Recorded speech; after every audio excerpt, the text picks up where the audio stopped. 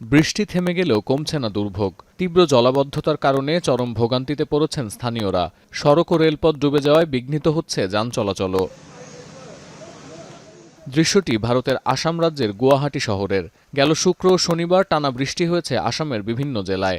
বন্যা পরিস্থিতি সামাল দিতে রাজ্যের ক্ষতিগ্রস্ত এলাকায় বিপর্যয় মোকাবিলা বাহিনী মোতায়েন করা হয়েছে বলে জানিয়েছেন আসামের মুখ্যমন্ত্রী হিমন্ত বিশ্ব শর্মা। আগামী সপ্তাহ পর্যন্ত আসামের বেশ কিছু অঞ্চলে বজ্রসহ ভারী বৃষ্টি ও ঝড়ের পূর্বাভাস দিয়েছে আবহাওয়া দপ্তর।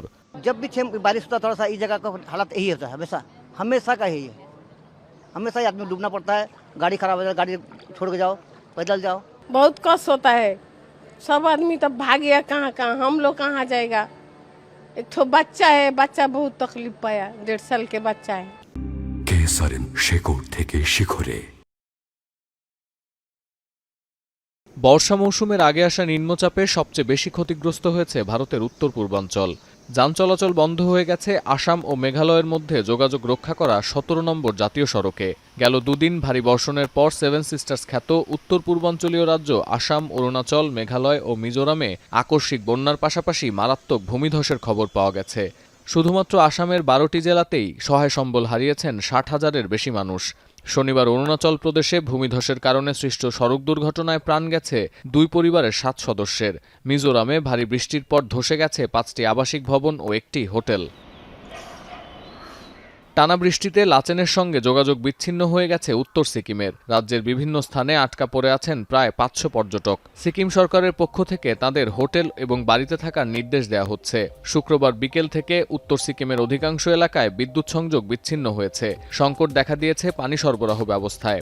এছাড়া বৃহস্পতিবার পর্যটকবাহী গাড়ি খাদে পড়ে যে ৮ জন নিহত হয়েছিলেন এখনও তাদের সন্ধান মেলেনি। এছাড়া দক্ষিণ ভারতের কেরালায় বন্যায় ক্ষতিগ্রস্ত কয়েকশো বাসিন্দাকে সরিয়ে নেওয়া হয়েছে নিরাপদ স্থানে। ৮ জেলায় জারি আছে বন্যা সতর্কতা। সাম্প্রতিক দুর্যোগে দক্ষিণ পূর্বাঞ্চলীয় রাজ্য কর্ণাটকে নিহতদের পরিবারকে ৫ লাখ রুপি ক্ষতিপূরণ দেওয়ার ঘোষণা দিয়েছে রাজ্য সরকার। অন্ধ্রপ্রদেশে বন্যা পরিস্থিতি মোকাবেলায় স্থানীয়দের পুনর্বাসন নিয়ে কাজ শুরু করেছে মিউনিসিপ্যাল কর্পোরেশন। এছাড়া রাজ্যের নিচু অঞ্চলে মিউনিসিপ্যাল কর্মীদের সর্বোচ্চ সতর্ক থাকার নির্দেশও দেওয়া হয়েছে। এদিকে ২ দিনের অতিবৃষ্টিতে প্লাবিত হয়েছে জম্মু কাশ্মীরের শ্রীনগরের ঐতিহাসিক ডাল লেক। ছাতা মাথায় দিয়ে বর্ষাতি পরে নৌকা চালাচ্ছেন স্থানীয়রা। অন্যদিকে বঙ্গোপসাগরের গভীর নিম্নচাপটি ক্রমশ দুর্বল হয়ে উত্তর ও উত্তর পূর্ব দিকে অগ্রসর হওয়ায় পশ্চিমবঙ্গের আবহাওয়া পরিস্থিতি আগের চেয়ে স্বাভাবিক হয়েছে। তবে অতিবৃষ্টিতে বাঁধ ভেঙে পানি লোকালয়ে প্রবেশ করায় ভোগান্তিতে পড়েছেন রাজ্যের উপকূলীয় অঞ্চলের বাসিন্দারা।